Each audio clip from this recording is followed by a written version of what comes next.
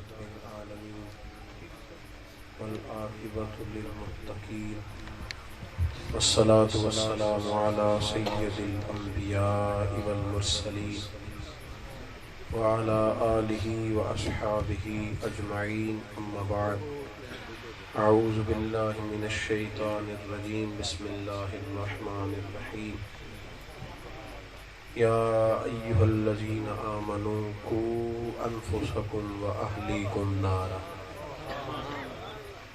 صدق الله العظيم وصدق رسوله النبي الكريم إن الله وملائكته يصلون على النبي يا أيها الذين آمنوا صلوا عليه وسلموا تسليما اللهم صل على سيدنا ومولانا محمد معدن الجود والكرم وآله وصحبه وبارك وسلم الصلاة والسلام عليك يا سيدي يا رسول الله وعلى آلك وأصحابك يا سيدي يا حبيب الله. سارے حضرات درود پاک پڑھ لیں. الصلاة والسلام عليك يا سيدي يا رحمة للعالمين وعلى آلك وأصحابك يا سيدي يا خاتم النبيين. حمد و صلاۃ کے بعد اسٹیج پر جلوہ فرما مقتدر شخصیات، علماء، مشائخ، قراء، نعت خواں اور آپ جو حضرات اتنی بڑی تعداد میں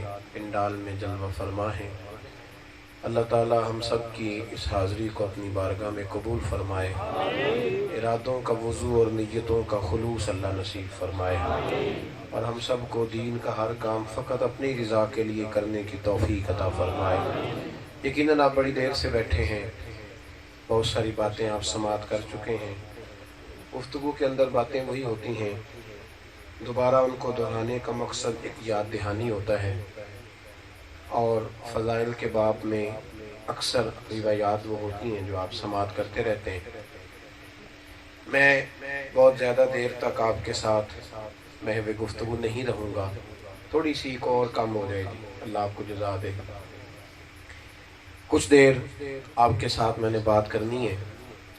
قرآن مجید فرقان حمید نے ہماری ایک ذمہ داری لگائی ہے. ذمہ داری یہ لگائی ہے کہ ایمان والو، تم نے خود بھی جہنم کی آگ سے بچنا ہے اور اپنے گھر والوں کو بھی بچانا ہے. یہ ہمارے ذمہ لگایا اللہ نے. فرمایا یا ایھا الذین آمنوا قوا انفسکم واہلیکم نارا، اے ایمان والو خود بھی دوزخ کی آگ سے بچو اور اپنے گھر والوں کو بھی بچاؤ. انسان کا گھر اس کے سکون کی جگہ ہوتا ہے، لیکن اگر وہ اپنے گھر میں بے سکون ہو جائے تو پھر اسے کہاں سکون ملے گا؟ جو لوگ اپنے گھروں میں ٹینس ہوتے ہیں، پریشان ہوتے ہیں، وہ آزمائش کا شکار ہوتے ہیں. زندگی میں کوئی بڑا کارنامہ وہ سر انجام نہیں دے پاتے. یہ جو باہر روڈ پہ لوگ ایک دوسرے سے لڑ رہے ہوتے ہیں، ان میں ڈھیر سارے لوگ وہ ہوتے ہیں جو گھر سے پریشان آتے ہیں بیچارے. انسان لاکھ کہے کہ میں نہیں محسوس کرتا جی بیوی کون ہوتی ہے میرے اعصاب پہ سوار ہونے والی، لیکن انسان کا گھر ہے، بہرحال کچھ نہ کچھ باتیں ذہن پر رہ جاتی. میری بات پہ توجہ کریں آپ حضرات. یہ مووی انشاءاللہ مل جائے گی آپ کو. آپ تو تھک جائیں گے اس طرح ہاتھ کھڑا رکھ رکھ کے. 2-3 لوگ بنا رہے ہیں. حسن صاحب دے دیجئے گا دوستوں کو، ٹھیک ہے نا جی؟ تو وعدہ کر لیا انہوں نے انشاءاللہ کہہ کے. ویسے بھی میں سمجھتا ہوں کہ تصویر ضرورت کے لیے جائز ہے، اسے فرض کفایہ نہیں سمجھنا چاہیے. بس ضروری سا کام کریں. اتنی فوٹو بازی کی گنجائش نہیں جتنی ہم نے بنا لی ہے. اس کو پورا سا رکھیں. پہلے کو بندہ کسی کو نیک سمجھتا تھا تو آ کے کہتا تھا حضرت صاحب میرے لیے دعا کرنا. اب کوئی نیک سمجھتا تو کہتا سیدھے ہو جاؤ، آپ کے ساتھ فوٹو کھنچوانی ہے. بھئی یہ کس قسم کا تو پیار کر رہا ہے؟ بلکہ ناراض ہو جاتے، کہتے ہیں آپ نے تو مطلب 2 منٹ ہی دیے، 2-3 تصویریں ہی تو بنوانی تھی. تو میں کہتا ہوں خدا کے بندے، فوٹو وہ نہیں اچھی فوٹو جو ہماری فرشتے بنا رہے ہیں کہ ہم ملے تھے آپس میں. یہ موقع ملتا رہتا ہے مختلف جگہوں پہ جانے کا، تو تصویریں لوگوں نے گھروں میں لگائی ہوئی. حالانکہ بڑی مضبوط حدیث ہے کہ جہاں فوٹو ہوگی وہاں فرشتے کوئی نہیں آئیں گے، اور اس میں کوئی کسی تشریح کی ضرورت نہیں. اب لگ گئی ہے. تو ایک صاحب، میں نے کہا کہ اس کو ذرا اتار دو، میں نے نماز پڑھنی ہے. کہنے لگا میرے پیر صاحب کی ہے. میں کہا میرے پیر صاحب دی ہوئے تاں بھی نہیں ٹھیک، اس کو اتارو. یہ کیا بات ہے پیر صاحب کی؟ فوٹو ہی ہوتی ہے، پیر صاحب کی ہو یا مرید صاحب کی ہو، وہ تو فوٹو ہی ہے، اس کو اتارو، بات ختم ہو گئی، یہاں نماز نہیں ہوگی، شرعی مسئلہ ہے، در مختار سے لے کر بہار شریعت تک ساری کتابوں میں لکھا ہوا ہے، تو اس کو اتاریں، بات ختم ہو گئی، نماز پڑھنی ہے۔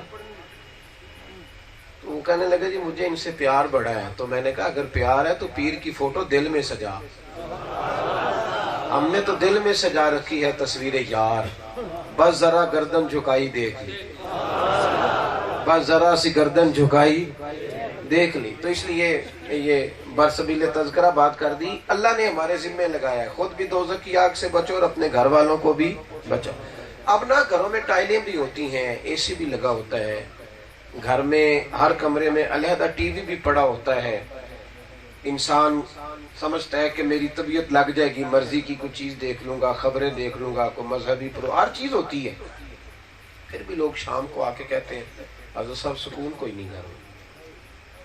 اب لوگ بھاگنے لگے ہیں، کوئی 2 مہینے کے لیے مری جا رہا ہے، کوئی 6 مہینے کے لیے دبئی جا رہا ہے، بھاگتے ہیں لوگ۔ گھر میں اگر سکون ہو، گھر میں اگر راحت ہو، ہم سفر پہ جاتے ہیں تو دوست کہتے ہیں یہیں رہ جاؤ، تو کہتے ہیں نہیں یار گھر جانا نہیں، ادھر ہی رہ جاؤ، انہیں آپ کی مہربانی ہو۔ تیسری چوتھی دفعہ جب کوئی سنگی کہے تو میں کہتا ہوں یار ناراض نہ ہونا، آپ کا اور میرا ایک مشترکہ مسئلہ ہے کہ جو سکون کی نیند اپنے بیڈ پہ آتی ہے وہ کہیں اور نہیں آتی، گھر ایک سکون کی جگہ ہے۔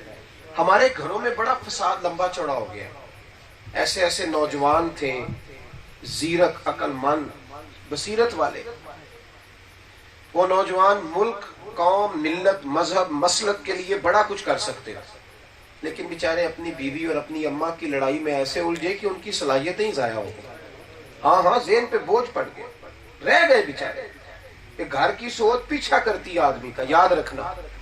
یہ جو ہم اہل بیت نبوت کا دن مناتے ہیں نا، تو ہمارا یہ مزاج بن گیا ہے کہ وہ بات رہتی ہے کہ امام حسین 50 سال کی عمر سے زیادہ عمر تھی، کربلا میں گئے، تو کربلا میں تو وہ 3 دن رہے یا 10 دن رہے، اس سے پہلے امام حسین کہاں تھے؟ اس سے پہلے بھی تو کہیں موجود تھے نا وہ۔ اصل 10 محرم تک ہمیں یہ بات منانی چاہیے، محرم ہو یا آگے پیچھے جب ذکر اہل بیت ہو تو ہمیں یہ سمجھنا چاہیے کہ نبی پاک نے اپنا گھر کیسے بنایا، حضور نے اپنے گھر کی ترتیب کس طرح لگائی، کس طرح کر کے محبوب علیہ السلام نے اپنے گھر کے لوگوں کی تربیت کی کہ 11 ازواج تھیں، 4 بیٹیاں تھیں، ان کی اولادیں تھیں، روٹی مہینہ مہینہ نہیں پکتی تھی پر گھر میں پھر بھی امن اور سکون ہی رہتا تھا۔ یہ سمجھنے کی بات ہے۔ تھوڑی سی اسی پر 2-4 باتیں۔ نبی پاک نے اپنے اہل بیت، یہ ترمذی میں بھی موجود ہے، مسند امام احمد بن حنبل میں بھی موجود ہے، نسائی میں 3 جگہ پہ حدیث موجود ہے، اور جو زیادہ پڑھے لکھے ہیں ان کو زیادہ کتابوں میں بھی مل سکتی ہے۔ نبی پاک علیہ السلام نے جب خطبہ حجت الوداع دیا تو فرمایا اپنی امت کو کہ میں بظاہر جا رہا ہوں پر تمہیں خالی نہیں چھوڑوں گا، تمہیں 2 چیزیں دے کے جا رہا ہوں۔ فرمایا اگر تم انہیں تھام کے رکھو گے تو گمراہی تمہارے پاس نہیں آئے گی، ہدایت ہی رہے گی۔ یا رسول اللہ کون کون سی؟ فرمایا کہ تمہیں قرآن دے کے جا رہا ہوں، دوسرا اپنا خاندان دے کے جا رہا ہوں۔ نبی پاک کا جو خاندان ہے نا وہ ہمیں بتائے گا کہ ہم نے خاندان کیسے بنانا۔ ہمارے ہاں سارے لوگ روڈ پہ نکلے ہوئے پیسے کمانے کے لیے، سارے، جو ادھر جا رہا ہے وہ بھی پیسے لینے جا رہا ہے یا دینے جا رہا ہے، اور جو ادھر جا رہا ہے وہ بھی اسی چکر میں ہے، یہ سارے اسی چکر میں، کوئی کویت بیٹھا ہے، کوئی یورپ بیٹھا ہے، کوئی امریکہ بیٹھا ہے، سارے پیسے کمانے نکلے ہوئے۔ اور میں کیا کروں، کہنا پڑتا ہے یہاں تو نعت خواں بھی نوٹ کمانے نکل آیا ہے، یہاں تو وہ جو کہتا ہے کون دیتا ہے دینے کو منہ چاہیے، دینے والا ہے سچا ہمارا نبی، وہ اسٹیج پہ یہ کہتا ہے، اور جب اس کو ٹیلی فون پہ ٹائم مانگو تو کہتا ہے پہلے 30,000 کرا پھر آؤں گا۔ تو ایک بات کرنا، تجھے کون دیتا ہے؟ میں نذرانے کی مخالفت نہیں کرتا، لیکن بولیاں لگتی ہیں، تماشا ہوتا ہے، مذہب اور ملت کو بدنام کیا جاتا ہے، اور تباہی اتر گئی ہے۔ جس کے ہاتھوں میں نوٹوں کی دتھی دیکھی جاتی ہے اس کا لوگ نام یاد کر لیتے ہیں اور پھر کہتے ہیں حاجی صاحب ہے شیر تو ہاڑی نظر جی، اور خدا کے بندے ڈر اللہ سے، نبی پاک کا شیر بندے کی نظر کیسے ہو سکتا ہے؟ لیکن بس قوم بھی مست ہے، بڑے بڑے ایسے لوگ ہیں جو ساری زندگی گزر گئی محفلیں کراتے، نماز کے قریب نہیں جاتے، تو محفل کو رسم سمجھتے ہو؟ 14 سال سے میں محفل کرا رہا ہوں تو نماز نہیں میں پڑھتا، یہ کیا مطلب ہوا بات کا؟ کدھر گیا مسئلہ یہ ہمارے لیے تو ابھی تک بنیادی باتیں سیکھنا ہی مشکل ہوا ہے۔ بہرحال میں دور نہیں جانا چاہتا، میں نے عرض کیا تھا تھوڑے وقت میں بات کرنی ہے۔ نبی پاک علیہ الصلوۃ والسلام نے ہمیں، ہم سارے نا دولت کمانے نکلے ہیں اولادوں کے لیے، حضور نے کیا کمایا؟ الترغیب والترہیب میں حدیث ہے، توجہ ہے میری بات پر؟ یہ بھی سنت ہے اپنی اولاد کے لیے، ذرا یہ بھی اہل بیت کا رنگ دیکھیں، یہ بھی ایک انداز ہے۔ نبی پاک نے ہاتھ اٹھا کے اپنی اولاد کے لیے دعا مانگی تھی، یہ ترغیب و ترہیب میں حسن درجے کی روایت۔ مصطفیٰ کریم نے ہاتھ اٹھا کے کہا اے اللہ، سنو دیکھو، حضور ہم بھی اپنے بچوں کے لیے مانگتے، حضور نے بھی مانگا کہ اے اللہ میری اولاد کو زیادہ پیسے نہ دینا، انہیں ضرورت کے مطابق روزی دینا۔ اور ایک حدیث میں حضور نے یوں فرمایا کہ اے اللہ انہیں دن میں 2 وقت کھانا نہ دینا، 1 وقت دینا۔ یہ جو مہینہ چولہا نہیں نہ جلتا تھا، وہ تو جنت کے مالک و مختار تھے، وہ تو اشارہ کریں تو حضرت جبریل ساری نعمتیں لے کے آ جائیں، لیکن نبی پاک نے فقیری مانگ کے لی ہے، فقر مانگا ہے کہ یا اللہ فقیری دے، بھوک دے۔ فاقے برے نہیں ہوتے، فاقے تو آدمی کو جوان کرتے ہیں۔ یہ دنیا میں جتنے بڑے بڑے لوگ ہوئے یہ غریب گھروں کے لوگ تھے۔ فاقے آدمی کو مضبوط کرتے، فاقہ نفس کو کچلتا ہے، زیادہ کھانے سے تو نفس کی خواہشات بڑھتی ہیں۔ میرے رسول پاک صلی اللہ علیہ وسلم نے اپنے اہل بیت کے لیے اللہ سے فاقہ مانگا، مانگ کے لیا۔ ہم بھی بیٹی کا رشتہ ڈھونڈنے جاتے ہیں تو دیکھتے ہیں بچہ کماتا کیا ہے، نیچے کی کمائی کتنی ہے اور اوپر کی کتنی ہے، یہ سارا کچھ لوگ دیکھتے ہیں۔ لیکن مصطفیٰ کریم نے بیٹی اس شخص کو دی جن کا مکان بھی اپنا کوئی نہیں تھا۔ ہاں مولا کائنات شیر خدا مشکل کشا حضرت علی المرتضیٰ جب سیدہ فاطمہ سے نکاح ہوا تو مسجد میں سویا کرتے تھے۔ چکر بڑا ہو گیا، اب تو اللہ تعالیٰ خیر کرے دیگیں پکتی ہیں 10 محرم کو تو پتہ ہی نہیں چلتا کہ لنگر کہاں سے کھانا ہے۔ لیکن خدا کے بندے بات بنیاد کو بھی تو سمجھنا۔ حضرت علی المرتضیٰ رضی اللہ تعالیٰ عنہ کا اپنا مکان نہیں تھا، شیر خدا رضی اللہ تعالیٰ عنہ مسجد میں سویا کرتے تھے، اگرچہ کائنات کے مالک تھے، لیکن مصطفیٰ کریم نے بیٹی ان کو دی جن کا اپنا مکان نہیں تھا۔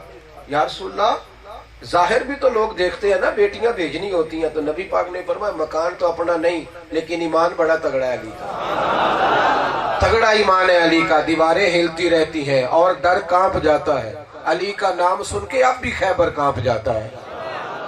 اس کو دور ایک مکان کرائے کا لیا حضرت علی نے آریتن، اس میں حضرت فاطمہ کو لے کے گئے۔ او بھائی یہاں ہم لوگ کہتے ہیں غلام امام حسین ہوں، پھینکو میرے اوپر 100 کے نوٹ، غلام امام حسین ہوں، 500 کا لاؤ نکال کے۔ او بھائی انہوں نے تو قریب نہیں پھٹکنے دی، یہ چیزیں قریب نہیں آنے دی، آتی تھی پیچھے کر دی۔ حضرت علی کہا کرتے تھے میں نے دنیا کو 3 طلاقیں دے دی، اب میرے قریب آ ہی نہیں سکتی، غیر محرم ہو گئی میرے لیے دنیا۔ دور جا کے ایک مکان لیا، وہاں رہنے لگے۔ نبی پاک صلی اللہ تعالیٰ علیہ وسلم کی عادت تھی، سیدہ فاطمہ الزہرا جب تک گھر میں رہیں حضور دن میں 2 مرتبہ ان کو ملنے جاتے تھے۔ اب بی بی صاحبہ دور چلی گئی تو مصطفیٰ کریم پھر 2 دفعہ جاتے، فجر کی نماز پڑھ کے بھی جاتے، عصر کی نماز کے بھی جاتے۔ ایک دن کچھ مہمان آ گئے ملک کے شام سے، محبوب جا نہ سکے، عصر کی نماز کے بعد گئے تو سیدہ فاطمہ دروازے کے پیچھے بیٹھی تھی۔ حضور نے قدم اندر رکھا تو بی بی صاحبہ رو پڑی، کہنے لگی محبوبہ جلدی آ جایا کرے، میں صبح سے کوئی کام نہیں کر سکتی، میں دروازے پہ بیٹھی ہوں، ایک جھلک دیکھ لیتی ہوں تو دیہڑی ذرا سوکھی گزر جاتی ہے، حضور دیر نہ کیا کریں۔ محبوب کی آنکھوں میں بھی آنسو آئے، فرمایا فاطمہ خیال تو میرا تھا کہ مسجد کے قریب کوئی اجرا ہو تو تجھے وہیں رکھ لوں، پر وہاں حارثہ بن نعمان کے مکان ہے، انہوں نے پہلے ہی بڑے مکان مجھے دے دیے، اب ان کو کہنے کو میری طبیعت نہیں چاہتی۔ حضرت فاطمہ بھی روئی، محبوب کی آنکھوں میں بھی آنسو آئے، واپس آ گئے۔ وہ بات چلتے چلتے جناب حارثہ بن نعمان تک پہنچ گئی تو حضرت حارثہ بن نعمان نماز مغرب کے وقت ہی حاضر ہو گئے، محبوب کی بارگاہ میں یوں ہاتھ باندھ کے عرض کی یا رسول اللہ مجھ سے زیادہ بھی کوئی خوش نصیب ہوگا جس کے مکان میں حسن اور حسین کھیلیں گے، مجھ سے زیادہ بھی خوش نصیب کوئی ہوگا جس میں گویا حضرت فاطمہ کی اولاد کھیلے گی۔ سیدہ پاک حضور میں نے مکان صاف کرا دیا ہے، یہ کنجیاں لے کے حاضر ہوا۔ حضرت فاطمہ نے وہاں وقت گزارا۔ او میرے بھائی سن اور یاد رکھ، اب تو میں پیر ہوں، میرا بیٹا شہزادہ کہلائے گا، साथ साथ 10-10 मुरीद होते हैं, रुमाल पकड़ने वाले और जनाब टिश्यू पेपर उठाने वाले, जूते उठाने वाले, बड़े लंबे खाते हैं। ये लोग कैसे जिहाद करेंगे? इनके लिए मुश्किल है, इनको तो धूप बड़ी लगती है, 10 बंदे तो पंखा जलने वाले होते, ये कैसे मैदान में निकलेंगे? लेकिन हजरत सैयदा फातिमा ने अपने बच्चों को सिखाया भूखा रहना, उन्होंने सिखाया थोड़े पे गुजारा करना, उन्होंने सिखाया अपने बच्चों को। मुझे यूरोप से एक दोस्त ने फोन किया, कहने लगा मौलाना नाराज ना होना, आप लोग बातें कर देते हैं, हम सुभान अल्लाह कह देते हैं, अब लोग हमसे सवाल जवाब करते हैं, अब हमें आपको पूरा समझाना पड़ेगा। मैंने कहा जनाब आप बात कीजिए, अगर मेरे बस में हुआ तो जवाब दूंगा, अगर मेरे पास उसका इल्म हुआ तो। कहने लगा रमजान शरीफ में जब हम रोजा खोलते हैं ना, एक रोजा रखा होता है सहरी करके, और जब रोजा खोलते हैं तो इतनी खस्ता हालत हो जाती है, ब्लड प्रेशर इतना लो हो जाता है कि दिल करता है 2 बंदे पकड़ के मस्जिद छोड़ के आए, हालांकि सिर्फ एक रोजा रखा है और सहरी करके रखा है। आप उलमा कहते हैं इमाम हुसैन ने 3 दिन जो है वो खाया कुछ नहीं, पिया कुछ नहीं। इंसान का जो वजूद है उसकी जरूरत है पानी, तवज्जो है मेरी बात पर? वजूद की जरूरत है पानी, खाना वजूद की जरूरत है, जरूरत है वजूद की। और आदमी खाए पिए ना, फिर आप कहते हैं कि 3 दिन मुसलसल नहीं पानी पिया, खाया नहीं, और फिर उन्होंने चढ़ के बड़ा लंबा चौड़ा जिहाद किया, तो आप मुझे अकलन समझाएं ये कैसे हो सकता है? तो मैंने कहा एक तो इसका रूहानी जवाब है, और शायद तेरी समझ में ना आए पर मैं दे देता हूँ। आला हज़रत फरमाते हैं कि तेरी नस्ल पाक में है बच्चा बच्चा नूर का, तू है ऐने नूर तेरा सब घराना नूर का। एक तो ये जवाब है, लेकिन तू चूंकि अकल की बात कर रहा है, हो सकता है तेरी समझ में ना आए। मैंने कहा एक बात बता, जो बंदा बचपन से आदी हो 3-3 दिन भूख काटने का, जो बंदा बचपन से आदी हो महीना महीना खजूर पे गुजारा करने का, उसके बारे में तेरा क्या ख्याल है? कहने लगे किस तरह? मैंने कहा वहां पढ़ लो इमाम राजी की तफसीर कबीर, वहां पढ़ लो, कहीं नेट से डाउनलोड कर लो, देख लो, पढ़ लो। इमाम राजी कहते हैं कि रोजा रखा सैयदा फातिमा ने, मैं उसकी तफसील में नहीं जाता, सबब क्या बना, रोजा रखा, वो मन्नत मांगी थी, रोजा रख। असी मन्नत भी देख दी मन्ने जो भी मन्ने, देख दी मन्नत भी मन्निया करो, ते रोजिया दी भी मन्निया करो, ते सपारिया दी भी मन्निया करो, तुम्हारी मेहरबानी। हाँ मेहरबानी करे कुरान शरीफ पढ़ने के लिए, इसे पढ़ा कर। 3 रोजे की मन्नत मानी तो सैयदा फातिमा सुबह उठी सहरी करने के लिए, मौला अली शेर खुदा उठे। सहरी किससे हुई? खजूर और पानी से। वो उठी तो दोनों शहजादे भी उठ गए। उम्रें कितनी थी? इमाम हुसैन की उम्र 7.5 साल और इमाम हसन की 8.5 साल। साडा ते बाल सारी उम्र बड़ा होता ही नहीं, 21 साल को भी अम्मा कहती है ये तो बच्चा है, तो किस दिन बड़ा होना इसने? 7.5 और 8.5 साल की उम्र में बच्चों ने रोजे रखे, दिन भर रोजा रखा। तो मौला अली कहते हैं मैं भी पहले रोजा रखता था, बीबी साहबा भी रखती थी, पर आज मुझे फिक्र ज्यादा थी इसलिए कि बच्चों ने रोजा रखा। फरमाते मैं कहीं से थोड़े से जौ लाया, फातिमा ने पीसे, रोटियां पकाई। 4 बंदों का रोजा था, रोटियां 3 बनी। सारी तफसीर कबीर में आपको मिलेगी। फरमाते 3 रोटियां बनी, थोड़ा सा सिरका, थोड़ी सी खजूरें, पानी के चंद प्याले, सामने रोजा रखा। आपको पता है जब ऐन इफ्तार का टाइम होता है तो आखिरी 10 मिनट गुजरते ही नहीं, वो ऐसे लगता है जैसे सुई रुक गई है, वो चलती नहीं आगे, बड़ा कड़ा सा वक्त महसूस होता है। ऐन उस टाइम जब इफ्तार का वक्त आया, इंतजार हो रहा था, दरवाजे पे किसी मांगने वाले ने आवाज दी, इधर देखो मेरी तरफ। सखी वो थोड़ी होता है जिसके पास 1.25 करोड़ रुपया हो तो सखावत करे। वयुक्सिरूना अला अनफुसिहिम वलौ काना बिहिम खसासा। अल्लाह फरमाते हैं सखी वो होता है जो अपना नुकसान करके भी सखावत करता है। मेरी तरफ देखे, मेरी बात पे तवज्जो करें, वो सखी होता है। इसलिए मियां साहब ने कहा था माला वाले सखी नहीं होंगे, माला वाले सखी नहीं होंगे। अगर वो माला वाले ने वो सखी होंगे तो फिर माल जमा ही नहीं सी होना। वो जो स्टॉक पीछे लगा है इसका मतलब है कि सखी माला वाले सखी नहीं होंगे, ते सखियां कोल माल नहीं होता।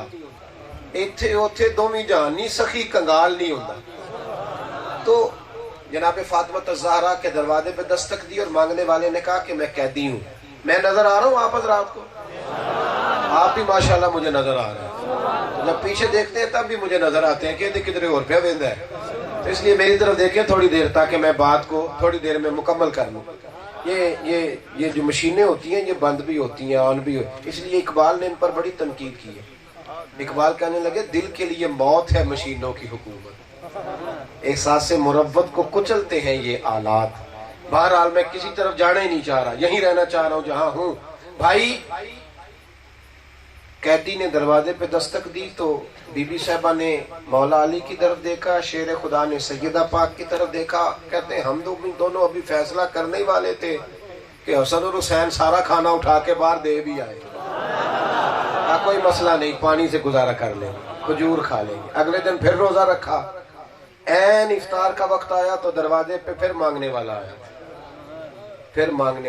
اس نے کہا میں مسکین ہوں، کسی نے مجھے بتایا کہ وہ جو دروازہ ہے نا وہاں سے کوئی خالی نہیں جاتا، تو بھوک نے ستایا ہے تو عین وقت پھر ان کو دے دیا کھانا۔ تیسرا دن حسن اتفاق دیکھیے، تیسرا دن امام راضی کے جملے آپ فرماتے ہیں کہ جب آ گیا نا افطاری کا وقت، چاروں کے روزے ہیں، جب وقت آ گیا نا فرماتے ہیں مجھے یوں لگتا ہے کہ حسن اور حسین دروازے کی طرف دیکھ رہے کہ آیا کوئی نہیں لینے والا، ہم نے تو تیاری کر لی ہے، اب دنگی یہ داماں پہ نہ جا اور بھی کچھ مانگ، آیا نہیں لینے والا، ہم نے تو تیاری کہتے رکھا ہوا تھا۔ این افطار کا وقت آیا تو دروازے پہ بولنے والا بولا، اس نے کہا مصطفیٰ کے گھرانے والوں میں یتیم ہوں، اگر میری ماں اور میرا باپ ہوتے تو میں کسی کے دروازے پہ تو نہ ہوتا۔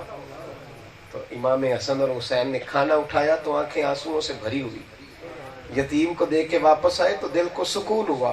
پھر اسی کھجور اور پانی سے روزہ، 3 روزے مسلسل بڑی ہلکی غذا، اور جب وہ کھا کے تینوں افطار کر کے تینوں حضرت مولا علی، حسنین، کریمین تینوں مسجد میں نماز پڑھنے گئے، کہتے ہیں پہلا قدم ہی رکھا تھا محبوب نے چہرہ دیکھا، اور غیب کی کنجیاں رکھنے والے محبوب فرمانے لگے علی تیرا، فاطمہ اور حسن اور حسین کا تینوں دن کا عمل خدا کو بھی بڑا پسند آیا ہے اور محمد مصطفیٰ کو بھی بڑا پسند آیا ہے۔ اپنے بچوں کی تربیت کریں، انہیں تھوڑے پہ گزارا کرنا سکھائیں تاکہ دوڑ کچھ ختم ہو، انہیں سکھائیں کہ رضی اللہ عنہم ورضوا عنہ، صرف یہی ضروری نہیں کہ اللہ بندے سے راضی ہو، اللہ فرماتے ہیں یہ بھی ضروری ہے کہ بندہ بھی اپنے اللہ سے راضی ہو، اللہ نے جو اسے دیا ہے بندہ اس پر راضی، ذالک الفوز العظیم، یہ کامیابی ہے۔ مہربانی فرمائے اہل بیت نبوت نے چاہیے ٹریننگ تھی، اس طرح بات آگے دیکھیں نا، اس مجمع میں کوئی غریب سے غریب آدمی اٹھ کے نہیں بتا سکتا کہ میری بیٹی اتنا کام کرتی ہے کہ اس کے ہاتھوں پہ چھالے پڑ گئے، بتا سکتا ہے کوئی؟ پھر بھی ساری بیٹیاں ہی دکھی ہیں، ہر گھر سے رونے کی آواز آ رہی ہے، پھر بھی پنچایت بیٹھی ہوئی ہے، پھر بھی سارے تکلیف میں، ہر گھر میں آزمائش ہے، جھگڑا ہے، رٹا ہے، لڑائی ہے، بھاگ دوڑ ہے، برتن دھونے والی بی بی اور ہے، جھاڑو دینے والی اور ہے، اور ہفتے کے بعد کپڑے دھونے والی اور ہے، پھر بھی گھر میں لڑائی نہیں ختم ہوتی۔ سنو اور یاد رکھو یہ صحیح بخاری ہے۔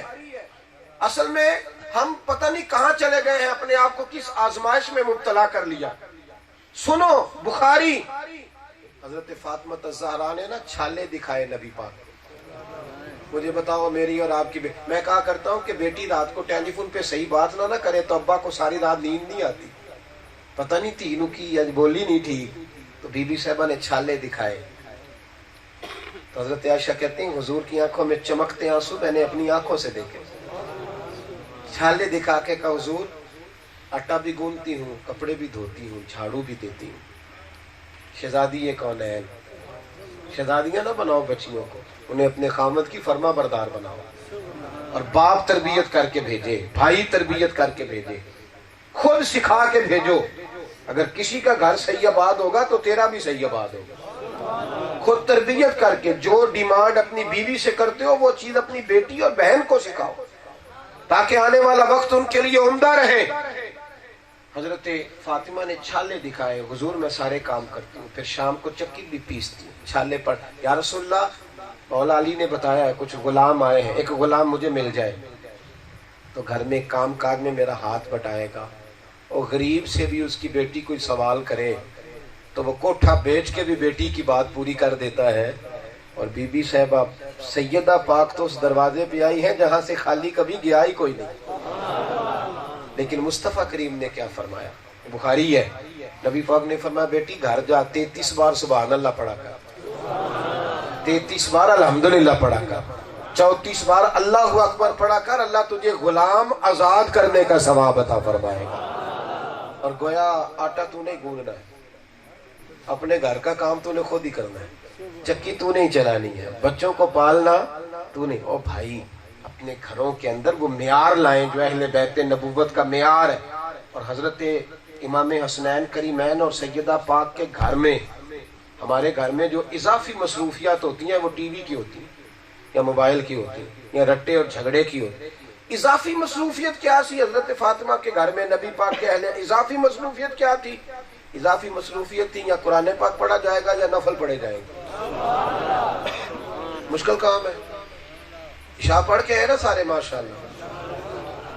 چلے میں نہ پوچھتا ہوں نہ وعدہ لیتا ہوں، میں کون ہوتا ہوں پوچھنے والا؟ نہیں پڑھیں گے تو اللہ خود ہی پوچھ لے گا۔ میں کون ہوتا ہوں؟ میں تو اپنا حساب بڑی مشکل سے دے پاؤں گا۔ لیکن میرے بھائیو دیکھیں نا، میں ابھی آیا ہوں تو میرے ایک دل میں کھٹکا سا تھا کہ میں نفل کام کرنے لگا ہوں تو فرض میں نے ابھی پڑھے نہیں۔ تو میں نے ان سے کہا کہ اگر ٹائم ہے تو مجھے مصلی دینے کی، میں پہلے فرض تو ادا کر لوں۔ بابا بلے شاہ صاحب کہتے ہیں تسی اج بھی کیتی جاندے ہو تے لہو بھی پیتی جاندے ہو، کھو کے مال یتیماں دا تے بھیج مسیتی جاندے ہو، پھٹ دلاں دے سیندے نہیں تے ٹوپیاں سیتی جاندے ہو، نفس تے چھری پھیر دے نہیں تے دمبے کیتی جاندے ہو۔ اور دیکھیں درویش کی بات، کہنے لگے فرض پلائی بیٹھے ہو تے نفلہ نیتی جاندے ہو، فرض پلائی بیٹھے ہو تے نفلہ نیتی جاندے ہو، او دسو تے صحیح بلے شاہ نو ایک ہی کیتی جاندے ہو، سمجھاؤ تو صحیح کدھر جا رہے ہو؟ تو میرے بھائی نفل پڑھتے تھے کثرت سے۔ امام زین العابدین کا قول اسد الغابہ میں بھی ہے، طبقات ابن سعد میں بھی ہے۔ کسی نے پوچھا امام حسین کی مصروفیات کیا تھی؟ تو فرمانے لگے میرے ابا جی گھر کے اندر فرض نماز کے علاوہ 100 رکعت نماز نفل پڑھا کرتے۔ جو 10 محرم کو فجر بھی نہیں پڑھتا وہ کہتا ہے ایک دیگ پکا کے میں فارغ ہو گیا۔ میں پوری دیگ پکائی ہے جی، باسمتی دی امام حسین نے۔ وہ خدا کے بندے فجر تو نے پڑھی کوئی نہیں، زور کے وقت تو غائب تھا، عصر کے وقت تو اللہ جانے کہاں تھا۔ امام حسین کا پیغام عبادت بڑی کی، قرآن پاک سے پیار بڑا کیا، امام علی مقام میں سخاوت بڑی کی۔ حضرت اسامہ بن زید رضی اللہ تعالیٰ عنہ شدید بیمار ہو گئے، 80 دینار کا قرضہ تھا۔ میری باتوں کی سمجھ آ رہی ہے آپ حضرات کو؟ 2-3 باتیں اور کروں کہ بس کر دوں؟ میں دور سے آیا ہوں لیکن آپ پر سوار رہنے کا میرا کوئی ارادہ نہیں کہ میں اب کہوں کہ میرا 6 گھنٹے کا سفر ہے تو میں نے 4.5 گھنٹے تقریر بھی کرنی ہے، یہ کوئی مطلب نہیں۔ میری رائے یہ ہے کہ بات 10 منٹ میں بھی مکمل ہو سکتی ہے، پیغام دینا مقصود ہوتا ہے، وہ 10 منٹ میں بھی پورا ہو جاتا ہے۔ جو عرض کر رہا ہوں چند منٹ اور آپ کے لوں گا، میری بات پہ غور کرنا۔ ایک تو میں نے عرض کیا کہ گھر میں فاقہ، تربیت، ٹریننگ، قناعت، پھر میں نے عرض کیا کہ عبادت، اس کے تھوڑا آگے بڑھیں تو سخاوت، حضرت اہل بیت کا طریقہ سخاوت۔ اور میں کہہ چکا ہوں کہ سخاوت وہ نہیں ہوتی کہ مال بڑا پڑا ہے تو چلو وعدہ دے دیا۔ ہماری مصیبت یہ ہے کہ ہم MPA کا انتظار کرتے رہتے ہیں کہ وہ آ کے بچوں کی فیس دے گا تو بچے پڑھیں گے، غریبوں کے بچوں کو کتابیں لے کے دے گا تو پڑھیں گے۔ تو ایک بچے کا بوجھ کیوں نہیں اٹھا لیتے؟ ہم آپس میں بانٹ لیں غریب کا ایک بچہ اور عزت کے ساتھ بانٹیں، اس کے باپ کے ساتھ معاہدہ کر لیں، تو اتنا بڑا کام ہی کوئی نہیں۔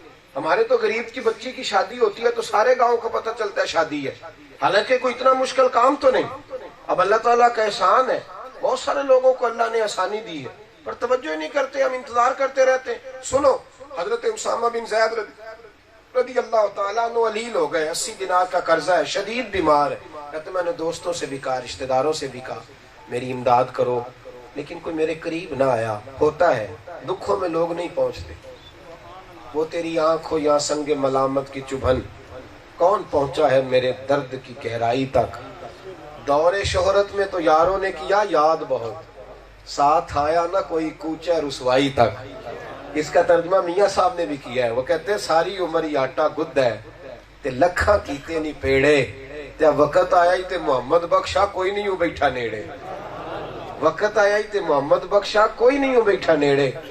حضرت اسامہ بن زید کہتے ہیں کوئی قریب نہ آیا۔ جب میں پریشان ہو گیا نا کہ اگر اسی طرح قرضے میں فوت ہو گیا تو کیا بنے گا، فرماتے میں نے کسی شخص کو بھیجا، میں نے کہا جاؤ کوئی حسین ابن علی کو خبر کرو، ان کو کہو کہ تمہارے نانا کا پرانا خادم ہوں، مجبور ہوں، پریشان ہوں، کہتے ہیں جا کے امام علی مقام کو خبر دی تو فوراً تشریف لائے. آ کر کے حضرت اسامہ بن زید کے سر پہ جب امام حسین نے دست مبارک رکھا تو جناب اسامہ بن زید رو پڑے. فرمایا روتے کیوں ہو؟ عرض کی حضور 80 دینار کا قرضہ ہے، اگر مقروض مر گیا تو کون قیامت میں میری جگہ حساب دے گا؟ بڑی کوشش کی ہے، پیسے ادا ہونے کی کوئی صورت نہیں بنتی. امام حسین خود گھر گئے. توجہ ہے میری بات پر؟ خادم کو نہیں بھیجا، بیٹے کے ہاتھ نہیں بھیجا، خود گئے. 80 دینار چادر کے نیچے چھپا کے لائے. پردہ پوشی ضروری ہے. یہاں لوگ غریبوں کی مدد کرتے پر ان کی عزت بھی اچال دیتے. خود آئے اور پیسے نکال کے جناب اسامہ بن زید کو تھمائے اور جملے بڑے حسین ادا کیے. پاک ماں کا پاک بیٹا، عزت والے باپ کا عزت والا بیٹا، وقار والے بھائی کا وقار والا بھائی. کس انداز میں گفتگو کی. کہنے لگے اسامہ یہ رات ہی میرے پاس 80 دینار آئے تھے، میں سوچ رہا تھا مجھے تو ضرورت نہیں، اللہ نے کس کا نصیبہ بھیج دیا ہے. اب سمجھ آئی ہے کہ اللہ نے تیرے لیے بھیجے تھے، بس حسین کی ڈیوٹی لگائی کہ جا کر کے دے آؤ. اس انداز بھائی وہ کربلا والی سنت تو جب ٹائم آئے گا تب ادا کریں گے. ابھی یہ والی تو شروع کرو نا، امام حسین کی سنت. اب ان پر تو عمل کرو نا. یہ والے کام جو ہمارے لیے قابل عمل ہے ادھر تو توجہ کرو. اور پھر پردہ پوشی بڑی تھی. امام حسن نے نا اپنی ایک بیوی کو طلاق دینے کا ارادہ کیا. ہمارے ہاں اچھی اچھی باتیں نہیں بیان ہوتی، آپ ناراض نہ ہونا. نقص نقائص ڈھونڈ کے کہتے پیر صاحب ہیں تو اچھے، ہیں تو پیارے، انہوں نے کھانسا ہے 2 دفعہ. کھانستے نہ پھر بڑے اچھے تھے. وہ خدا کے بندے بس کر دے، بندے میں کوئی خامی بھی تو رہ ہی جاتی ہے نا. لیکن ہمارا نقص نکالنے کا معاذ اللہ اچھا انداز نہیں. محفل کا سارا انتظام ہی اچھا تھا جی، بس 2 پانی کے کولر بھی رکھ دیتے تو کیا ہی بات. 2 کولر تو لے انہیں سننا، یہ تھوڑا تو کر دیتا. ہمارا مزاج بڑا جی، نقص ڈھونڈ کے لائیں گے اور نقص بیان کریں. امام حسن اپنی بیوی کو طلاق دینا چاہتے تھے. توجہ ہے میری بات پر؟ یہاں نا روز لوگ کہانیاں سناتے ہیں، بہو کی باتیں بھی چوک میں، بھابھی کی باتیں بھی چوک میں. پتہ نہیں کیا ہمارا مزاج بن گیا. ذاتی اختلافات لوگ آ کے ڈسکس کرتے ہیں. اور اللہ تعالیٰ معاف کرے، یہ الیکشن کے دن آتے ہیں تو چوکوں میں بہو بیٹیوں کی باتیں ہونے لگتی ہیں. یہ وہ قومیں کام کرتی ہیں جو اخلاق سے گری ہوئی ہوتی ہیں. گھر کے اندر کی باتیں کرنا یہ مہذب لوگوں کے طریقے نہیں ہوتے. کسی کی ذات پر، میں اکثر کہتا ہوں کہ ابو جہل نے حضور کی ذات پر بڑے حملے کیے. جادوگر بھی کہا، ساحر بھی کہا، معاذ اللہ مجنون بھی کہا. ابو جہل میں بڑی کمیاں پائی جاتی تھی. شرابی بھی تھا، ڈاکو بھی تھا، ظالم بھی تھا، پر نبی پاک نے کبھی نہیں بیان کیا. اس لیے کہ نیچے اتر کے بات کرنا یہ بڑوں لوگوں کا رویہ نہیں ہوتا، ذاتیات پر بات کرنا. امام حسن اپنی ایک زوجہ کو طلاق دینا چاہتے تھے. امام حسین تک بات گئی. میری بات کو سننا، ادھر دیکھو نوجوانوں. تو امام حسین نے جا کے امام حسن سے کہا کہ آپ اپنی بیوی کو طلاق دینے لگے، خیریت تو ہے؟ تو امام حسن فرمانے لگے حسین تو نے قرآن شریف نہیں پڑھا؟ پڑھا ہے. فرمانے لگے اللہ کہتا ہے ہن لباس لکم وانتم لباس لہن، وہ تمہارا لباس ہے تم ان کا لباس ہو. لباس ایک دوسرے کو چھپاتا ہے. فرمایا حسین میری بیوی میں جو بھی کمی ہوگی میں اس کا لباس ہوں، وہ میرا لباس ہے، میں اس کی کمی تمہیں کیوں بتاؤں؟ میں نہیں بتاتا، اپنی بیوی کی کمیاں تیرے سامنے بیان کروں. امام حسین تشریف لے گئے. کچھ دنوں کے بعد طلاق ہو گئی. امام حسین پھر آئے. کہا بھائی جان اب تو بتا دیں کیا مسئلہ تھا. فرمانے لگے حسین چھوڑ، وہ غیر محرم ہو گئی ہے. اب غیر محرموں کی باتیں کرتے ہیں اچھے تو نہیں نہ لگتے. وہ غیر محرم ہو گئی، بات ختم ہو گئی.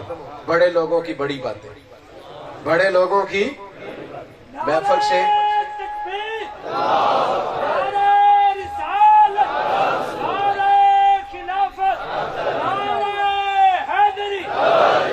سنیں.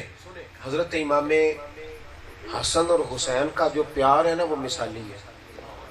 اب ہمارے یار باہر ہوتے ہیں، بھائی بیچارے پریشان رہتے ہیں. سگا بھائی ہمیں اپنے دکھ نہیں بتاتا، وہ کسی اور کو بتاتا ہے.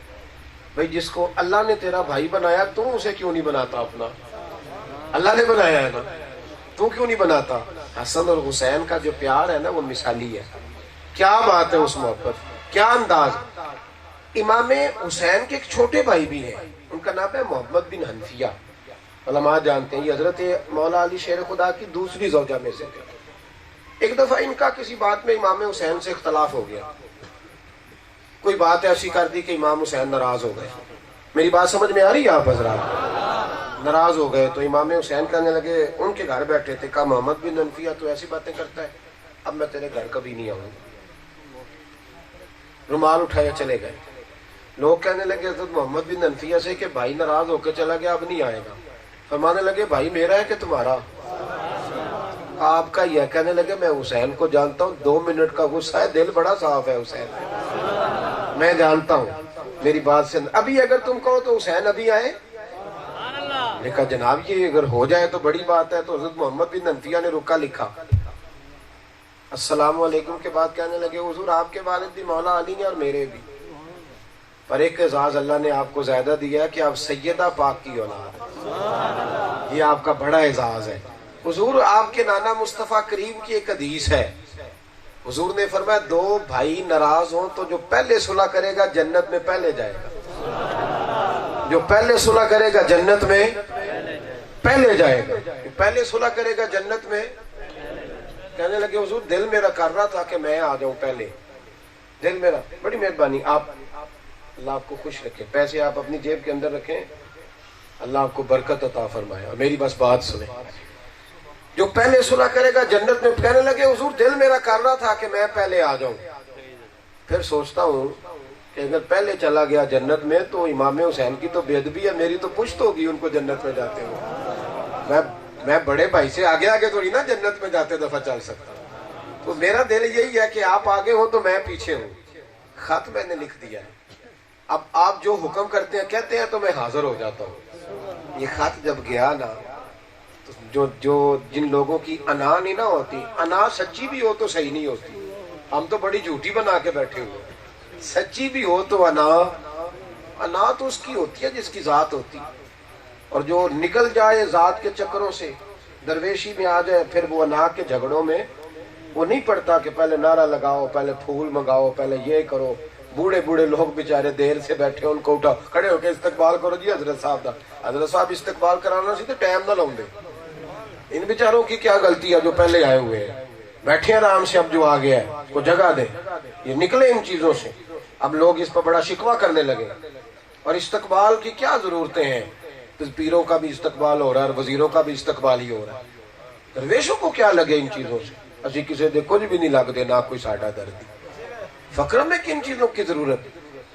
یہ جو بڑے لوگ تھے انہیں چکر ہی کوئی نہیں تھا. جب خط گیا نا تو امام حسین اتنا روئے کہ داڑھی آنسوؤں سے بھر گئی. رومال اٹھا کے کندھے پہ رکھا. صاحبزادے کہنے لگے کہاں جا رہے ہو؟ فرمایا بھائی کے پاس. آپ تو ناراض تھے. فرمایا 2 منٹ کی ناراضگی تھی، پر بھائی تو میرا ہی ہے نا. گزر گئی. چلو آپ بھی نا سویرے چلے جائیں جو بھائی سے ناراض جا کہہ دے میں امام حسین کی سنت پہ عمل کرنے آیا. محرم جو آ گیا ہے تو میں نے امام صاحب کو راضی کرنا ہے، لہٰذا میں اس طریقے پہ عمل کرنے آیا. ایک بات آخر میں اور سنیں اور اس کو یاد رکھیں. صدر الافاضل سید نعیم الدین مراد آبادی رحمۃ اللہ علیہ نے لکھا ہے کہ اہل بیت کی محبت فرائض دین میں سے. اس طرح نماز فرض ہے، اس طرح اہل بیت سے پیار کرنا بھی، اسی طرح صحابہ سے پیار کرنا بھی. اپنی اولادوں پر توجہ کریں. کسی ایسے شخص کے پاس تو نہیں بیٹھتی جو اہل بیت کے بارے میں کمزور جملہ کہتا ہے یا صحابہ کے بارے میں. یہ تھوڑی توجہ کریں. ہم بچے کو نا رات جہاں جب سوتا ہے نا کندھے پہ سر رکھ کے تو اس کو بتاتے ہیں تیرے لیے بڑی قربانیاں دی، تیرے لیے بڑے دکھ اٹھائے. بچے کو رات کندھے پہ سر رکھیں. مدرسے تو پتہ نہیں وہ کب جائے گا. تو نبی پاک نے ڈیوٹی لگائی ہے ماں باپ کی، قاری صاحب کی نہیں، علامہ صاحب کی نہیں، پیر صاحب کی نہیں، ماں باپ. پر میں تمہارے ذمے لگا کے جا رہا ہوں اپنے بچوں کو قرآن بھی تم نے سکھانا ہے، اور تمہارے ذمے لگا کے جا رہا ہوں اپنے نبی کی محبت بھی بچوں کو تم نے سکھانی ہے، اور تمہارے ذمے لگا کے جا رہا ہوں نبی کے اہل بیت کی محبت بھی تم نے سکھانی ہے. آخری بات آپ سے یہ کرنی ہے. یزید جامع مسجد دمشق میں جمعہ پڑھاتا تھا، پتہ ہے آپ کو؟ داڑھی رکھی ہوئی تھی، خطبے دیتا تھا. تو امام حسین کو کیا ضرورت تھی اس کے خلاف جہاد کرنے کی؟ وہ جب آئے نا شمر مقابلے میں امام حسین کے، تو امام حسین خطبہ پڑھنے لگ گئے تو کہنے لگا جلدی کرو حسین ہم نے جمعہ بھی پڑھنا ہے. جمعہ لیٹ ہو رہا ہے، اتنا پکے نمازی تھے یزیدی. توجہ ہے میری بات پر؟ رسم نہ مناؤ 10 محرم اور فکر حسین اور ذکر رسم نہ مناؤ، پس منظر تو سمجھو نا. تمام خطبے امام حسین کے، تمام خطبے مدینے سے مکے تک، مکے سے مینا تک، مینا سے مقام بیضا تک، وہاں سے کربلا تک، سارے خطبے البدایہ والنہایہ سے لے کر آج تک جتنی کتابیں لکھی جا رہی ہیں، سنو سنو، اس کو یاد رکھنا. امام علی مقام نے فرمایا یزید نمازوں کا ترک کرنے والا ہے، یعنی ساری نہیں پڑھتا. یزید رنڈیوں کا ناچ دیکھتا ہے، مجرے دیکھتا ہے، مجرے. اور یزید نشہ کرتا ہے، شرابی ہے. اور یزید اللہ کی حدوں کو توڑتا ہے. جو آدمی یہ کام کرے وہ مسلمانوں کا حکمران نہیں ہو سکتا. لہذا فرمایا یزید کے خلاف اٹھنا ضروری ہے. توجہ ہے میری بات پر؟ تسی آخری گل تے گھٹ بولے، میں پتہ ہے، مجھے پتہ ہے، اس لیے کہ ووٹ تو آپ نے مرضی سے دینا ہے لائنوں میں لگ کے، تو آپ کی موج ہے. میں تو بڑا غیر سیاسی سا آدمی ہوں، لیکن جو بات صحیح ہے وہ کرنی تو بڑی ضروری ہے نا. کیوں اٹھے جی امام حسین یزید کے خلاف؟ یہ ہمارے حکمرانوں کو تو سورت کوثر نہیں آتی، سورت اخلاص نہیں آتی، تو وہ تو جمعہ پڑھاتا تھا. اس کے خلاف خروج کی کیا ضرورت تھی؟ نکلنے کی کیا حاجت؟ امام حسین نکلے اور فرمایا شرابی حکمران نہیں ہو سکتا، مجرے دیکھنے والا حکمران. کیا تماشا ہے، بڑے سارے شرابی کی بڑی فوٹو کے نیچے چھوٹی میری بھی الیکشن میں لگی ہو، اور 10 محرم کو دیگ پکا کے فارغ ہو گیا، فارغ ہو گیا. ہم سے نہ رقم ہوں گے قصیدے یزید کے، ہم لوگ تو حسین کے سیرت نگار ہیں. مجھ سے ایک شخص نے سوال کیا آپ نے ووٹ کس کو دینا ہے؟ میں نے کہا میری سمجھ میں کوئی بندہ نہیں آ رہا، جب آئے گا تو ووٹ دیں گے. کہنے لگا ووٹ قوم کی امانت ہے. تو میں نے کہا قوم کی امانت بے ایمان کو دے دیں. امانت بے ایمان کو دی جاتی ہے کہ امانت دار کو؟ تو بے ایمان کو دے ہوں جا کے. عجیب تماشا ہے، قوم کی امانت ہے. جب کوئی امانت دار ملے گا تو انشاءاللہ اسے امانت دیں گے.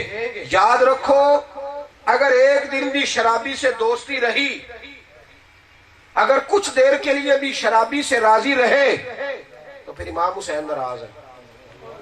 اور نوجوان ادھر دیکھیں، میری بات لکھ لیں، اگر موبائل میں گندے مجرے ہیں، گندے گانے ہیں، لڑکیوں کے نمبر ہیں، چوکوں میں کھڑے رہتے ہو، تو پھر تم یاد رکھو کہ جب تم گندا مجرا دیکھتے ہو نا تو حضرت علی اکبر کو قبر میں تکلیف ہوتی ہے، پھر حضرت عباس کے بازوؤں میں درد ہوتا ہے کہ ہم تو فحاشی کے مجرے دیکھنے والوں کے خلاف ہم لڑے، اور یہ ہمارا نام لینے والے مجرے دیکھے، گند دیکھے، ساری ساری رات تماشے دیکھے. ملت کے جوان یاد رکھ، جب تو مجرا دیکھتا ہے رات کو گندی ویڈیو، تو جناب علی اصغر 6 مہینے کی قبر پھر سے تکلیف میں آتی ہے. وہ کہتے ہیں بدلتے دین کو ہم نے سنبھالا تھا، اور یہ قوم کدھر چلی گئی؟ جب تو شرابیوں کے پاس بیٹھتا ہے اور ان کے ساتھ تصویریں کھنچواتا ہے، تو یاد رکھنا صبح قیامت امام حسین کا ہاتھ اور تیرا گریبان ہوگا. اس کو امام حسین کو تیری دیکھ کی کوئی ضرورت نہیں، تیرے لنگر کی کوئی حاجت نہیں، وہ تو جنت کے مالک و مختار ہے. اپنے آپ کو سنوارے، رسومات سے باہر آئیں. اور اہل بیت کا سب سے بڑا کردار یہ ہے کہ سیدہ فاطمہ کا ننگا سر کبھی سورج نے بھی نہیں دیکھا. اور اگر تیری بیٹی، تیری بیوی، تیری بہن، تیری ماں پردہ نہیں کرتی، تو بتا سیدہ فاطمہ کے سامنے وہ کیسے جائیں گی؟ کیسے جائیں گی؟ اسلام کی بیٹیاں مقدس ہوتی ہیں، پاک ہوتی ہیں، اور پاک چیزیں غلاف میں ہوتی ہیں. قرآن پاک ہے تو غلاف کے اندر ہے، کعبہ پاک ہے تو غلاف کے اندر ہے. یہودی، عیسائی، سکھ، بدھ مت کی بیٹی غلاف میں نہیں ہوتی. نبی پاک کا کلمہ پڑھنے والی بی بی پاک ہے تو اسے غلاف میں رکھا گیا ہے، وہ غلاف میں ہے. مقدس عورتیں غلاف میں ہوتی، ان کو پردہ کراؤ، یہ اہل بیت کا طریقہ ہے. اپنے آپ کو سنوارو. یہ داڑھی نبی پاک کی سنت ہے. 1,24,000 نبیوں نے داڑھی رکھی، صحابہ نے داڑھی رکھی، اہل بیت نے رکھی، کم و بیش انبیاء کی بھی داڑھی اور تمام اولیاء کی داڑھی.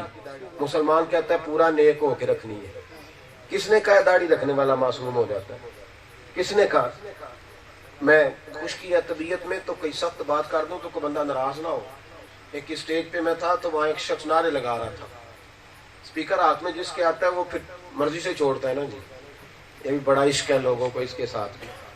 تو نعرے لگا ختم نبوت پہ ایسے کر دیں گے، ویسے کر دیں گے.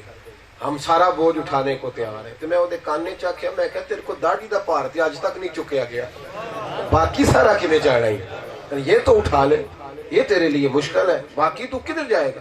داڑھی شریف رکھیں, داڑھی مرد کا زیور ہے. یہ حضرت عمر کا یوم گزرا ہے نا یکم محرم کو, حوالہ میں دکھا دوں گا کسی نے دیکھنا ہوگا تو. ایک نوجوان نے داڑھی مڑائی تھی تو جناب عمر نے مدینے سے نکال دیا, میں جا دوڑ جا, یہاں رہنا ہے تو مسلمانوں کی طرح رہے. ہم آج تک کہہ رہے ہیں نیک ہونا ہے تو رکھنی ہے. وہ بھائی بندے میں غلطیاں ہوتی ہیں لیکن یہ نبی پاک کی واجب سنت ہے, واجب کے درجے میں ہے یہ مہربانی. اور جنہوں نے رکھی ہے وہ بھی مہربانی کریں, اپنی مرضی کی نہ رکھیں, نبی پاک کی مرضی کی رکھیں. داڑھی مٹھی سنت ہے, مٹھی سے چھوٹی داڑھی درست. اللہ نوجوانوں کو خوش رکھے. میں چہرے دیکھ رہا ہوں تھوڑے تھوڑے تو ارادے کرتے بھی ہیں, ابھی کر بھی رہے ہیں اور تھوڑا تھوڑا بدل بھی رہے ہیں ساتھ ساتھ. کہتے نہیں عیدوں بعد وہ فلانی شال. یہ میری کرامت نہیں ہے کہ میں بوجھ گیا ہوں, مجھے ویسے ہی پتا ہے کہ قوم سوچتی کیا ہے, لیکن میں دیکھ رہا ہوں کہ اندر ہی اندر فیصلہ کر رہے ہیں شادی کے بعد ایک یورپ کا چکر لا کے پھر کچھ بھی نہیں ہوتا, کچھ بھی نہیں ہوتا. ابھی اسی وقت اسی طور ارادہ کریں, اپنے آپ کو صحیح کریں. یہ تحفہ دیں امام علی مقام کو کہ میں نے آپ کی محفل کے موقع پر داڑھی سجا لی. داڑھی, میرا ایک دوست آج پہ جانے لگا تو میں نے کہا صاحب کے بزرگوں سے میں نے بات سنی ہوئی تھی, تو میں نے کہا صاحب داڑھی رکھ لو. کہنا اتھو رکھ کے ہونی. میں کہتا ہوں اتھو رکھ کے جا, اور حضور کے سامنے وہ والا چہرہ لے کے جا جو نبی پاک کو پسند ہے. ادھر سے رکھ کے جا, اتھو رکھ کے ہونے کی مطلب ادھر سے رکھ کے جا تاکہ محبوب راضی ہو جائے. تو اپنے آپ کو بدلیں, تربیت کریں, اچھا وقت گزاریں. 10 محرم کو صبح نماز پڑھیں, پھر دن میں قرآن شریف پڑھیں, پھر زیادہ سے زیادہ اذکار کریں. جو لوگ تماشبینی کرتے ہیں, امام حسین کی شہادت کا مذاق بناتے ہیں, کبھی انہیں دیکھنے نہ جائیں, اللہ ناراض ہوتا ہے. قطعاً نہ جائیں, اپنے گھر میں رہیں, اصال ثواب کریں. مساجد میں جو محافل ہوں ان میں شریک ہوں. انہوں نے عشاء کی نماز نہیں پڑھی, وہ عشاء کی نماز پڑھ کے سوئیں. بغیر عشاء کی نماز کے اگر آپ سوئیں گے تو ہو سکتا ہے مجھ سے ہی اللہ قیامت میں پوچھ لے کہ یہ بھی نہیں بتایا تھا قوم کو یہ نماز فرض ہے. نماز پڑھ کے سوئیں, آپ کی مہربانی.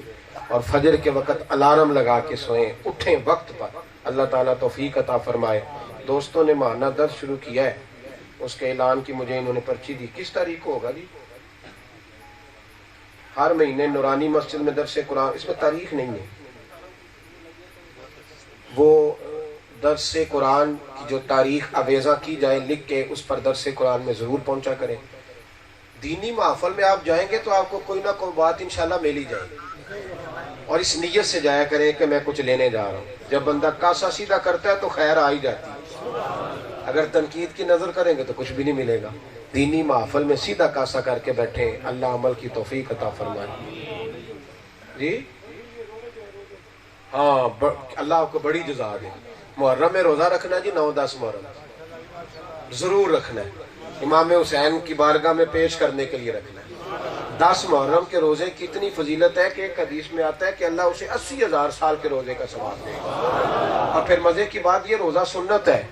یہ رمضان کے روزے فرض ہونے سے پہلے 10 محرم کا روزہ فرض تھا. رکھیں گے انشاءاللہ تعالی. سحری کا ٹائم تقریباً 4:15 ہے یا 4:20 پہ آ گیا. کیوں جی اتنا ہی ہے نا جی, آپ کا تھوڑا فرق ہوگا, 30 کے قریب ہے جی. یہ یاد کر لیں, گھر والوں کو بھی جگائیں, 9 کو بھی روزہ رکھیں. 10 کو ویسے جمعہ آ گیا ماشاءاللہ, جمعہ پڑھنے میں ٹائم گزرے گا.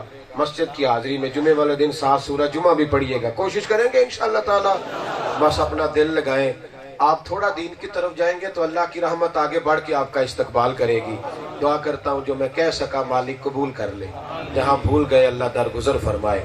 ہمیشہ مدحت خیر الانام میں گزرے, دعا ہے یہ عمر درود و سلام میں گزرے. آخر دعوانا